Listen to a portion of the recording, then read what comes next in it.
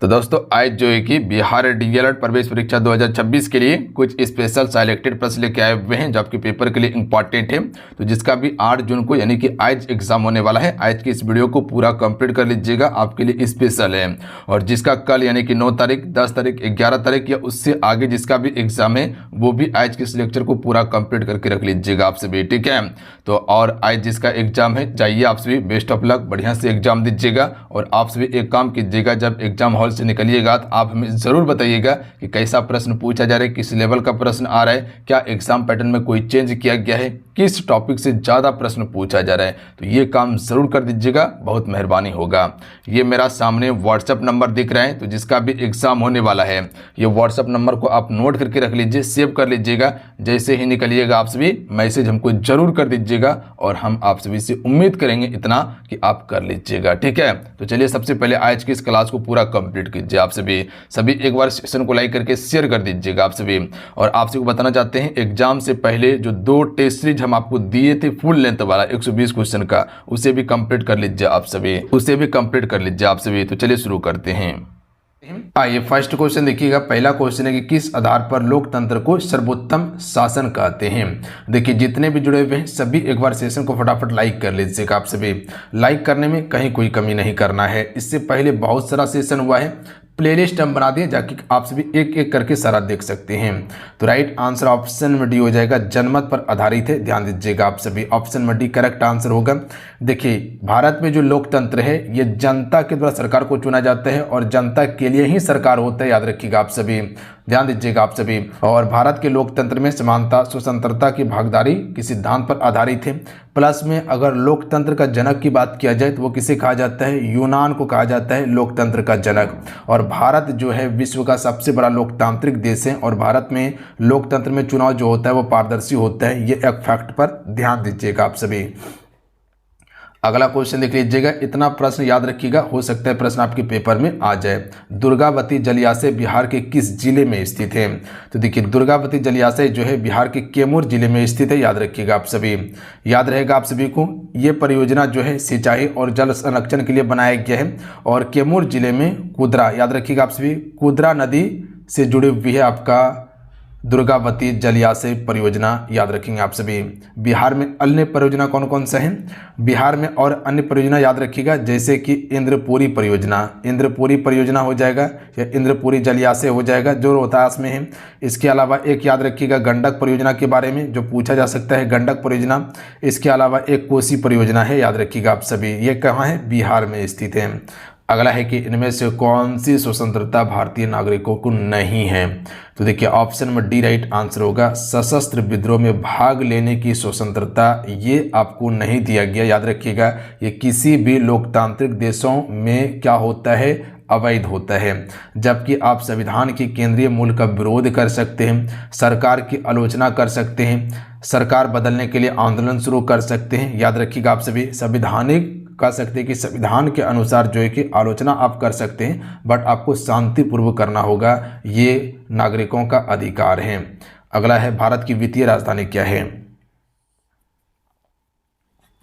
Right answer option में से हो जाएगा मुंबई, भारत की वित्तीय राजधानी है। और यहीं पर आपका बीएससी का मुख्यालय है, याद रखिएगा, बॉम्बे स्टॉक एक्सचेंज। इसके अलावा एनएससी का भी है और आरबीआई का भी मुख्यालय आपका कहाँ पे है, याद रखिएगा मुंबई में है। इसके अलावा आपसे याद रखिएगा कि 50% विदेशी व्यापार जो होता है ना वो आपका कहाँ होता है, मुंबई में होता है। और बॉलीवुड का जो आपका हिंदी फिल्म नगरी है वो आपका बॉलीवुड को ही कहा जाता है। देखिए यहाँ पर बेंगलुरु के बारे में समझिएगा, इसे सिलिकॉन वैली के नाम से जाना जाता है। बेंगलुरु को याद रखिएगा आईटी सेक्टर की राजधानी कहा जाता है, याद रखेंगे आप सभी। दिल्ली को राजनीतिक राजधानी कहा जाता है, इतना फैक्ट ज़रूर याद रखिएगा। 1912 में दिल्ली को भारत की राजधानी बनाया गया। विश्व का सर्वोच्च शिखर माउंट एवरेस्ट किन 2 देशों की सीमा पर स्थित है। तो राइट आंसर हो जाएगा तिब्बत और नेपाल की सीमा पर स्थित है, याद रखिएगा। जिसकी ऊंचाई की बात किया जाए तो 8,848 मीटर जो है कि माउंट एवरेस्ट की ऊंचाई है और विश्व की सबसे ऊंची चोटी है, ध्यान दीजिएगा आप सभी। देखिए अगर बात किया जाए कि नेपाल को भारत में तो माउंट एवरेस्ट कहते हैं, चीन में इसे क्या कहा जाता है, तो सागर माथा कहा जाता है। क्वेश्चन पूछा जा सकता है पेपर में, तो याद रखिएगा आप सभी, इसे क्या कहा जाता है, सागर माथा कहा जाता है। तिब्बत में इसे क्या कहा जाता है? चोमोलुंगमा कहा जाता है। क्या कहा जाता है? चोमोलुंगमा कहा जाता है। याद रखिएगा, क्वेश्चन आ सकता है पेपर में, चोमोलुंगमा कहा जाता है, याद रहेगा आप सभी को। और सबसे पहले अगर बात किया जाए कि माउंट एवरेस्ट पर चढ़ाई किसने किया था, एक था आपका एडमंड हिलेरी जो न्यूजीलैंड का था, और एक था तेंजिंग नोर्गे नेपाल का। 1953 में पहली बार जो कि चढ़ाई यहाँ पर किया था माउंट एवरेस्ट पर। किसने किसने? एडमंड हिलेरी न्यूजीलैंड का रहने वाला और तेंजिंग नोर्गे जो नेपाल का रहने वाला था, दोनों ने। अगला क्वेश्चन है, निम्नलिखित में से कौन सी नदी उद्गम अमरकंटक से नहीं है? राइट आंसर हो जाएगा ताप्ती। देखिए, ताप्ती नदी का उद्गम अमरकंटक से नहीं होता है। इसका उद्गम जो है सतपुड़ा पर्वत श्रृंखला से होता है। याद रखिएगा, कहाँ से होता है? सतपुड़ा पर्वत श्रृंखला से होता है। सोन नदी हो गया, नर्मदा हो गया और जोहिला नदी हो गया, ये तीनों नदी का उद्गम जो होता है वह अमरकंटक की पहाड़ी से होता है। याद रखिएगा, अमरकंटक की पहाड़ी जो मध्य प्रदेश और छत्तीसगढ़ की सीमा पर स्थित है। नर्मदा का मुहाना कहाँ पे है? अरब खाड़ी, याद रखेंगे आप सभी। और सोन नदी का मुहाना गंगा, जो कि आपका बिहार में जाके सोन नदी मिलती हैं। बात समझ के आप सभी। पानी की कमी से क्या है? तो राइट आंसर ऑप्शन में हो जाएगा पानी की कमी एक क्षेत्र के भीतर पानी की उपयोग की मांग को पूरा करने के लिए पर्याप्त उपलब्ध ताजे पानी की संसाधन की कमी है, पानी की कमी। तो ऑप्शन में ए राइट आंसर होगा। पानी की कमी होने के बाद बहुत सारा चीज नुकसान हो सकता है, पर्यावरण को नुकसान हो सकता है, आप खेती नहीं कर पाइएगा, याद रखिएगा, यानी कि कह सकते कि जीव जंतु जो है उसका जीना संभव नहीं हो पाएगा। ये सभी पानी की कमी के कारण हो सकता है। भारत के सबसे ऊंची शिखर यानी कि K2 की ऊंचाई कितनी है, जिसे गॉडविन ऑस्टिन के नाम से हम सभी जानते हैं? राइट आंसर हो जाएगा ऑप्शन में बी, 8611 मीटर है। ध्यान दीजिएगा आप सभी, याद रहेगा आप सभी को, इसका नाम क्या है? Godwin Austen. अच्छा, कोई हमको बता सकते हैं कि हिमालय की ऊंचाई कितनी है जो नेपाल में है? सबसे ऊंचा सर्वोच्च शिखर है हिमालय का। राज्यसभा के सदस्य का कार्यकाल कितने वर्ष का होता है? तो देखिए, राज्यसभा सदस्य का कार्यकाल जो होता है ये 6 वर्ष होता है। याद रखिएगा आप सभी, बात समझे, राज्यसभा सदस्य का कार्यकाल 6 वर्ष होता है। और हर एक 2 वर्ष में सदस्य जो होता है वो 1/3 सदस्य क्या होता है? निर्वासित होता है। याद रखिएगा, कितने? 2 वर्ष में 1/3 सदस्य निर्वासित होता है। अगला प्रश्न देख लीजिएगा, यहाँ पर टाइपिंग एरर हुआ है। प्रश्न यहाँ पर आपसे लिखिएगा, प्रश्न जो है कि उत्तमाशा, जिसे हम सभी क्या कहते हैं? केव ऑफ गुड होप कहते हैं। तो जो आपका उत्तमाशा है इसका खोज जो है ये किसके द्वारा किया गया था? यही प्रश्न है। उत्तमाशा अंतरिप जो है, उत्तमाशा अंतरिप, इसका जो खोज किया गया था किसके द्वारा किया गया था? जिसे हम सभी केव ऑफ गुड होप के नाम से जानते हैं। 1488 में खोजा गया था। कब? 1488 में जे बार्थोलोमियस डियाज के द्वारा।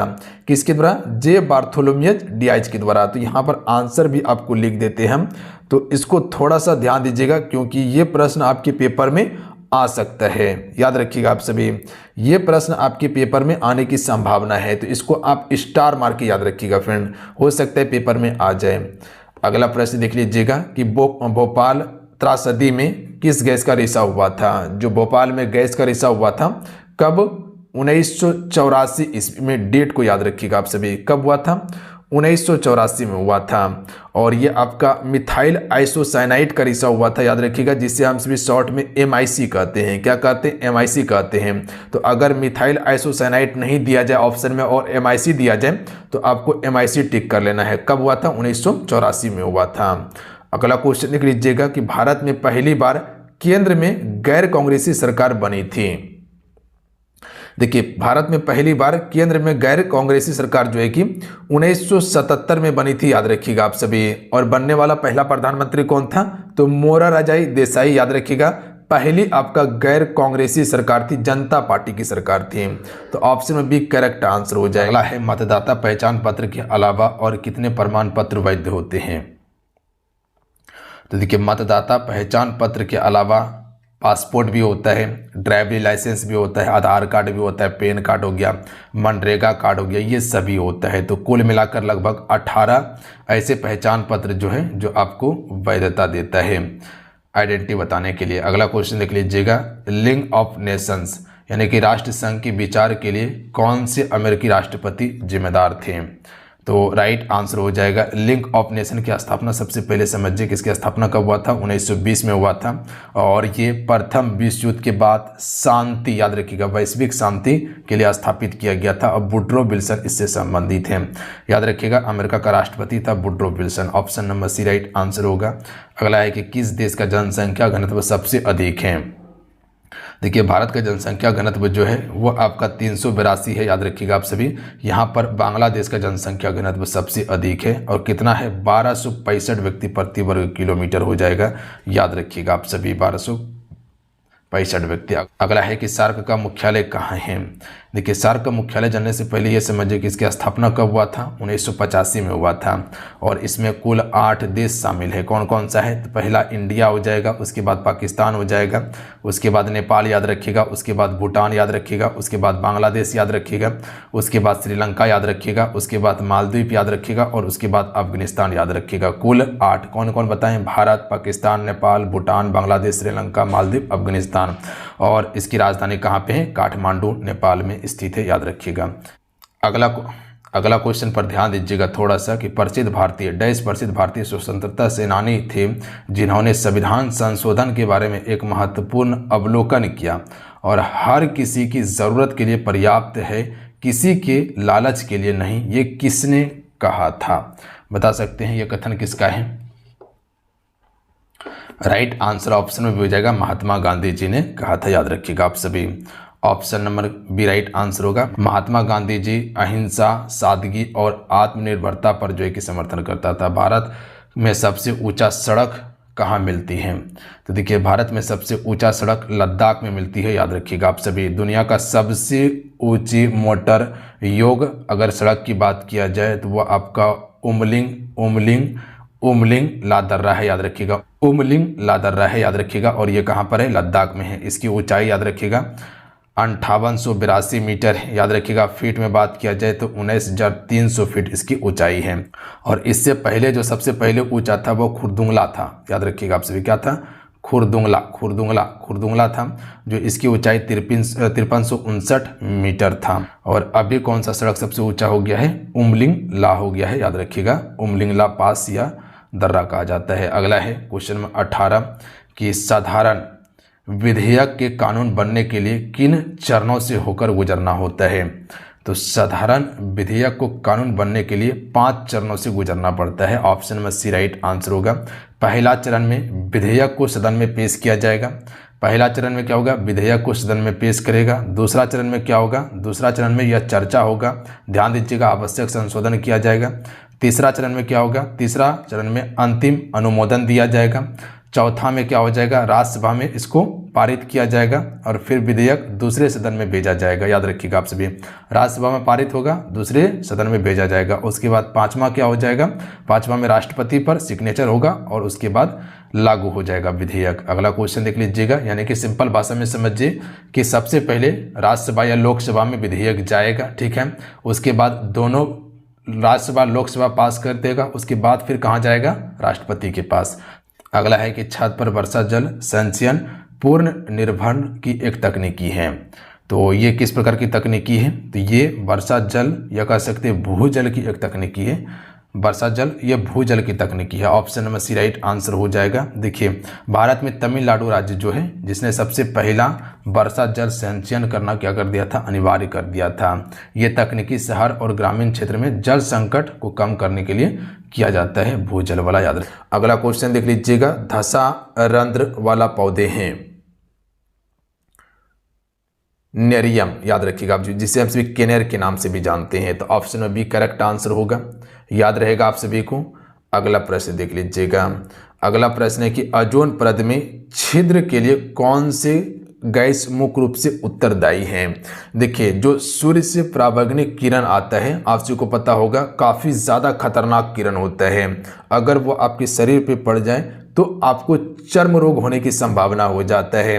तो उससे बचाता कौन है? ओजोन परत ही बचाता है। और कहा जा रहा है कि जो आपका अंटार्कटिका है, जहां पर सिर्फ बर्फ ही बर्फ है, वहां पर जो है कि देखा गया था कि ओजोन परत में छिद्र हुआ है, हालांकि अभी बंद हो गया है। तो याद रखिएगा, ये क्लोरोफ्लोरोकार्बन के कारण होता है, जिसे हम सभी शॉर्ट में CFC के नाम से जानते हैं। तो ये फैक्ट पर ध्यान दीजिएगा, आप सभी शॉर्ट में क्या कहते हैं? CFC कहते हैं। चीजें क्लियर हैं? अगला क्वेश्चन देख लीजिएगा। अगला क्वेश्चन है कि 20 मीटर प्रति सेकंड की रफ्तार से एक सरल रेखीय पथ पर चल रही बस का त्वरण अगर 4 मीटर प्रति सेकंड स्क्वायर है, तो 2 सेकंड के पश्चात इसकी चाल क्या होगी? कोई बता सकते हैं इस क्वेश्चन का राइट आंसर क्या हो जाएगा? यहाँ पर हमसे चाल पूछा गया है, यानी कि यहाँ पर अंतिम वेग की यहाँ पर बात किया गया है। अच्छा, यहाँ सबसे पहले आपको गति का समीकरण पता होना चाहिए। अगर अंतिम वेग निकालना है तो क्या होता है? v बराबर होता है u माइनस AT होता है। क्या होता है? v बराबर u माइनस AT होता है। तो यहाँ पर हमको v का मान निकालना है। u का मान कितना दिया हुआ है? 20 मीटर प्रति सेकंड दिया हुआ है। त्वरण मेरे पास कितना है? 4 है। और समय कितना दिया हुआ है? टाइम कितना दिया हुआ है? तो टाइम आपके पास 2 सेकंड का दिया हुआ है। तो अब इसको मल्टीप्लाई कीजिए, 4 दूनी 8 हो जाएगा, और इधर आपका प्लस यहाँ 20 हो जाएगा। तो 20 प्लस 8 कितना हो जाएगा? 28 हो जाएगा। 20 प्लस 8 कितना हो जाएगा? 28। तो 28 मीटर प्रति सेकंड इसका बिल्कुल करेक्ट आंसर होगा। चीजें क्लियर हैं? अगला क्वेश्चन है कि चिपको आंदोलन के नेता कौन थे?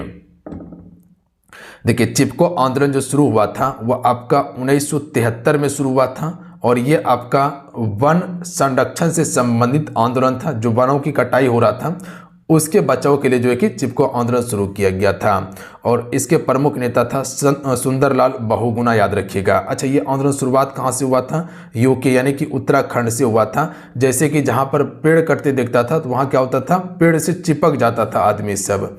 अगला प्रश्न देखिए, समझिएगा क्वेश्चन को क्या कहना चाह रहा है कि एक वस्तु पानी में तैरता है परंतु नारियल तेल में वो डूब जाता है, तो वस्तु का घनत्व क्या होगा?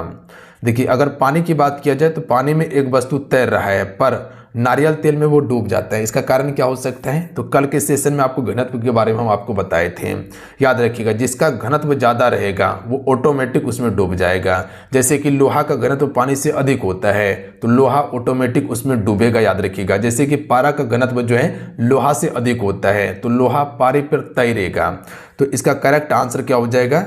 C, A और B दोनों सत्य होगा कि तेल के घनत्व से ज़्यादा होता है, हो सकता है वस्तु का घनत्व होगा जिसके कारण से तेल में डूब रहा है, और पानी से कम होगा जिसके कारण से वो उस पर तैर रहा है। चीज़ें क्लियर हैं? अगला क्वेश्चन देख लीजिएगा। निम्नलिखित में से किसे अंदर लिया जाए तो अंधापन आ सकता है? तो राइट आंसर ऑप्शन में भी हो जाएगा CH3OH, इसका बिल्कुल करेक्ट आंसर हो जाएगा। ये किसका सूत्र है? तो मेथनॉल का सूत्र है, याद रखिएगा आप सभी।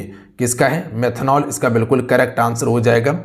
और ये एक आपका जहरीला होता है, इससे कह सकते हैं कि पीने से अंधापन या मृत्यु होने की भी संभावना होता है। तो B राइट आंसर होगा। अगला क्वेश्चन है कि X परमाणु का इलेक्ट्रॉनिक विन्यास 287 है तो परमाणु है। देखिए, यहाँ पर X की बात किया गया। X कुछ भी हो सकता है, क्लोरीन हो सकता है, फ्लोरीन हो सकता है, बट उसका विन्यास यहाँ पर दिया हुआ है। तो आपको पता होना चाहिए कि जो क्लोरीन होता है इसका ही विन्यास होता है 287 होता है। किसका बात की? हम क्लोरीन की बात किए हैं, क्लोरीन की बात की है। तो ऑप्शन में C राइट आंसर हो जाएगा। इसका परमाणु क्रमांक की बात किया जाए, परमाणु क्रमांक की बात किया जाए तो कितना होता है? 17 होता है। तो ये फैक्ट पर आपको गौर करना है, कितना होता है? 17 होता है इसका परमाणु क्रमांक। अगला क्वेश्चन देख लीजिएगा कि M और 4M द्रव्यमान की दो वस्तु का समान गतिज ऊर्जा से चल्यमान हो तो उनके वेग का अनुपात क्या होगा? देखिए, इस प्रकार का सवाल बनाने के लिए सबसे पहले आपको गति का समीकरण पता होना चाहिए। अच्छा, गति का समीकरण क्या होता है आप सभी को पता है कि 1/mv² होता है। पता है आप सभी को 1/mv² होता है? बोलिए हाँ, बिल्कुल होता है। अब आइए देखिए सवाल बनाते हैं हम सभी। पहला क्या है? m दिया हुआ है। m का मान कह सकते हैं कि ये 1 हो सकता है, और यहाँ पर 4m दिया हुआ है। जो m है इसका मान 1 ही होगा, याद रखिएगा आप सभी। चीज़ें क्लियर हैं? तो पहला हो जाएगा 1/mv² हो जाएगा। फिर दूसरा हो जाएगा 1/mv² हो जाएगा, क्योंकि दो द्रव्यमान मेरे पास दिया हुआ है। तो 2 हो जाएगा, mv² हो जाएगा। ये हो गया mv1 वाला और ये हो गया mv2 वाला। यहाँ से यहाँ ख़त्म हो जाएगा। अब मेरे पास बचेगा क्या, mv² और उसके बाद इधर से एक मेरे पास mv² बचेगा। चीज़ें क्लियर हैं? बोलिए हाँ क्लियर हैं। तो मेरे पास क्या बचा, एक mv² बचा हुआ है यहाँ पे और दूसरा था यहाँ पर एक mv² बचा हुआ था। इसको 1 नाम दे देते हैं, इसको 2 नाम दे देते हैं। अब देखिए क्या होने वाला है। तो पहला यहाँ पर दिया हुआ था m हो जाएगा, एक m होगा और गुना क्या हो जाएगा यहाँ पर आपका mv² हो जाएगा। दूसरा दिया हुआ है 4m दिया हुआ है, 4m गुना mv² हो जाएगा। बोलिए हाँ बिल्कुल क्लियर हैं। अब देखिए यहाँ पर क्या होगा, यहाँ तक चीज़ें आपका क्लियर हैं? बोलिए हाँ बिल्कुल क्लियर हैं। अब आइए थोड़ा आगे प्रोसेस करते हैं हमसे भी, तब समझ में आपको आएगा। तो यहाँ पर आपका अनुपात में दिया हुआ है, तो इसको सबसे बटा में सबसे पहले लीजिए आप सभी। तो बटा में सबसे पहले ये दोनों आएगा, इसको हम 1 नाम दिए हैं, इसको हम सभी 2 नाम दिए हैं। तो एक हो जाएगा v1 और उसके बाद v2 हो जाएगा, ठीक है। और यहाँ पर दोनों पे स्क्वायर है तो होल स्क्वायर हम सभी कर देंगे। बात समझे? बिल्कुल बोलिए कि हाँ बात समझ चुके हैं। और उसके बाद बराबर में आपका हो जाएगा 4/1 हो जाएगा। यहाँ तक चीज़ें क्लियर हैं? ठीक है, इसको हटका देते हैं। अभी तक में हमने क्या समझा कि ये v1 दिए थे नाम, इसको v2 नाम दिए थे, इस पे होल स्क्वायर था, बराबर में क्या था 4/1 था। गुना कीजिएगा तो ये आपका पूरा सेक्शन आ जाएगा। अब देखिए यहाँ पर होल स्क्वायर है तो हम क्या करेंगे, v1 v2 करेंगे और बराबर यहाँ पर 4/1 करके और ये स्क्वायर को हटकाएंगे तो यहाँ पर आपका क्या हो जाएगा, रूट चढ़ जाएगा। बात समझे? बिल्कुल समझे कि यहाँ पर रूट चढ़ जाएगा। अब 4/1 रूट का मान क्या हो जाएगा, तो इसका मान 2 होगा और इसका मान क्या हो जाएगा, 1 हो जाएगा। तो अब यहाँ पर थोड़ा सा ध्यान दीजिएगा आप सभी, इसको कलर चेंज कर लेते हैं, उसके बाद चीज़ें फिर आपको समझ में आएगा। तो यहाँ मेरे पास ये सेक्शन आया हुआ है कि यहाँ से रूट से इसका मान निकालें तो 2/1 आया हुआ है। तो अब देखिए यहाँ पर समझिएगा, यहाँ पर v1 और v2 का मान कितना था, 2/1 था। तो अब देखिए v1 का जो मान हो जाएगा, v1 अनुपात v2 अगर कीजिएगा तो इसका अनुपात हो जाएगा 2:1 होगा। तो 2:1 कहीं 1 दिखाई दे रहा है, ऑप्शन नंबर सी में दिखाई दे रहा है। तो ऑप्शन नंबर सी इसका बिल्कुल करेक्ट आंसर होगा, आराम से बना सकते थे। अगला क्वेश्चन देखिए, विद्युत का अच्छा चालक है।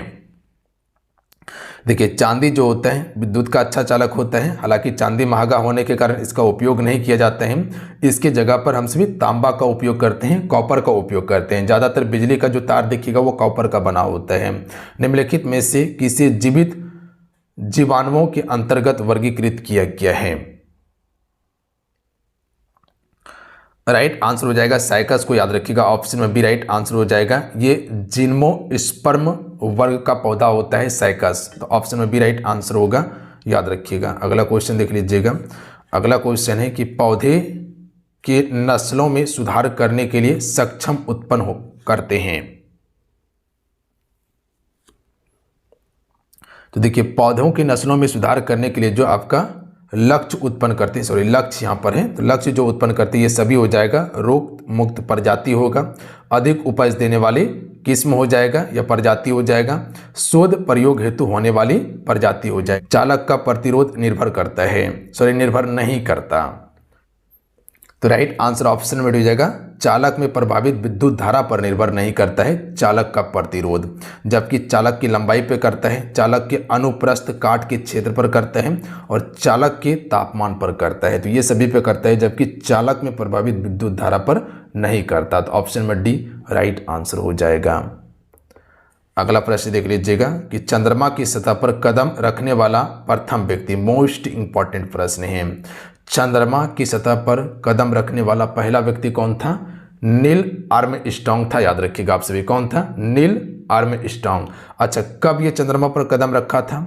1969 में रखा था। अच्छा उसका नाम क्या था जिसके तहत कह सकते कि जिस अंतरिक्ष यान के तहत वो चंद्रमा पर पहुंचा था?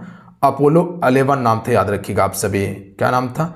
अपोलो 11 नाम था। इसी के द्वारा जो है कि ये चंद्रमा पर सबसे पहले कदम रखा था 1969 में।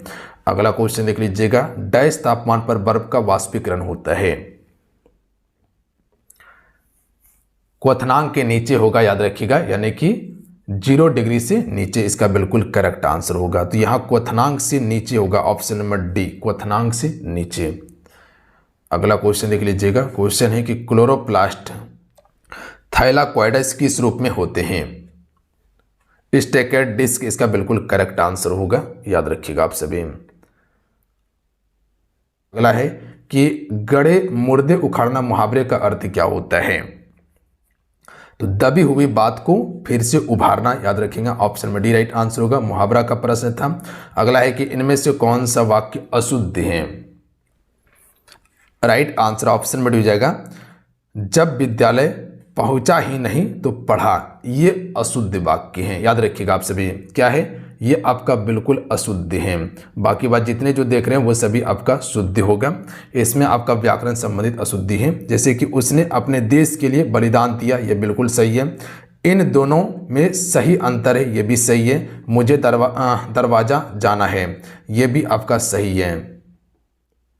अगला प्रश्न देखिए क्वेश्चन नंबर 37 है। चलिए इस क्वेश्चन का राइट आंसर कीजिएगा। तो अलंकार से संबंधित प्रश्न है। क्वेश्चन देखिए क्या कहना चाह रहे हैं कि जितने कष्ट कटकों में हैं, जिनका जीवन सुमन लिखा, गौरव ग्रंथ उन्हें उतना ही, यत्र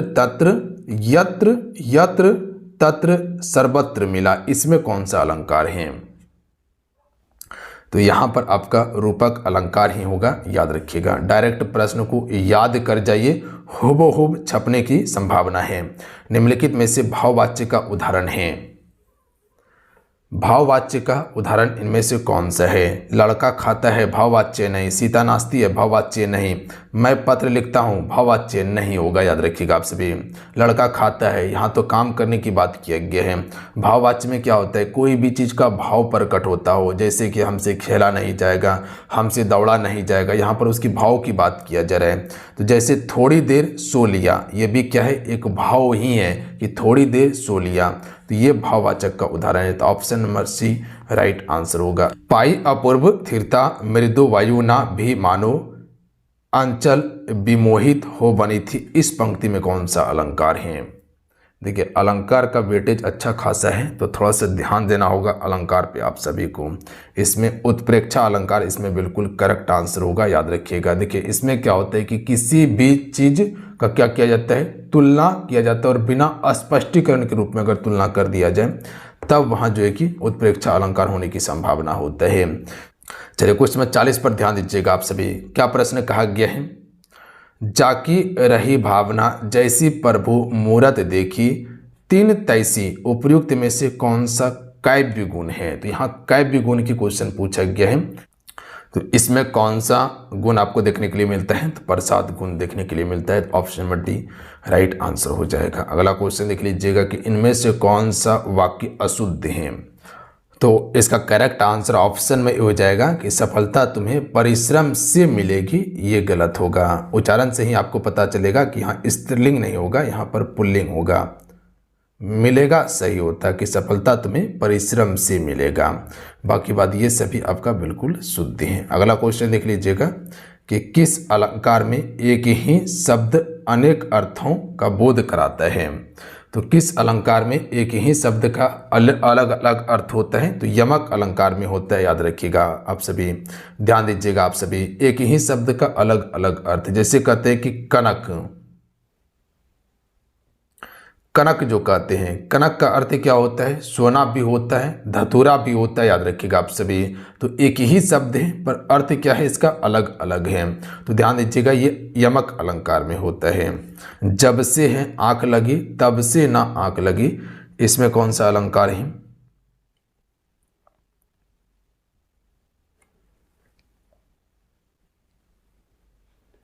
इसमें विरोधाभास अलंकार है, याद रखिएगा आपसे। विरोधाभास अलंकार में क्या होता है? विरोध प्रकट किया जाता है। जैसे कहते हैं कि जैसे है आंख लगी तैसे ना आंख लगी, यहाँ पर विरोध जताया जा रहा है।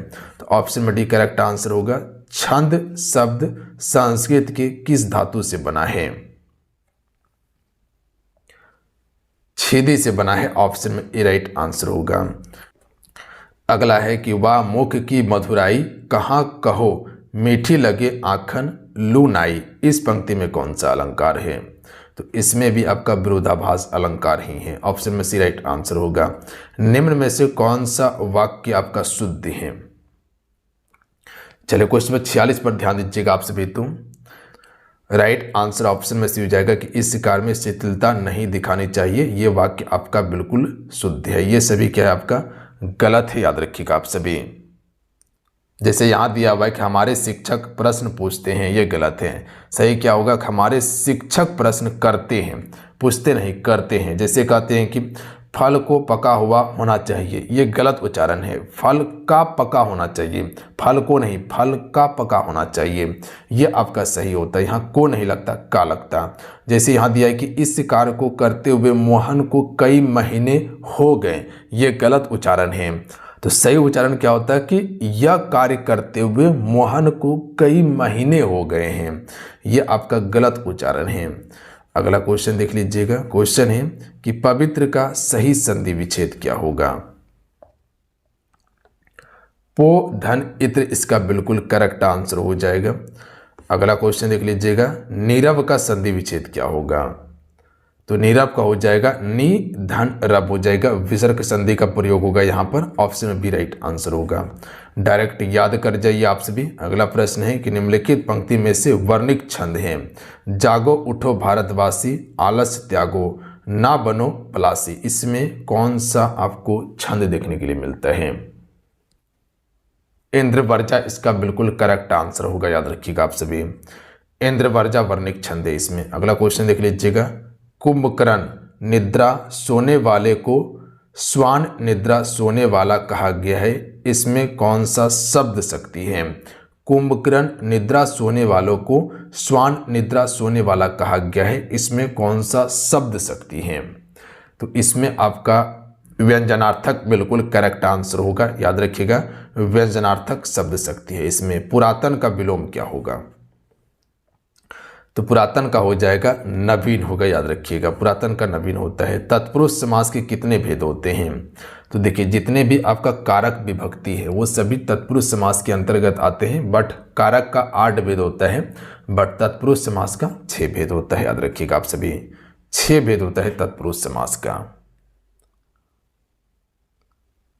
जैसे कहते हैं कि कर्म तत्पुरुष होता है, करण तत्पुरुष होता है, संप्रदान तत्पुरुष हो जाता है, अपदान तत्पुरुष, संबंध तत्पुरुष और उसके बाद अधिकरण तत्पुरुष होता है। तो कुल 6 तत्पुरुष का भेद है।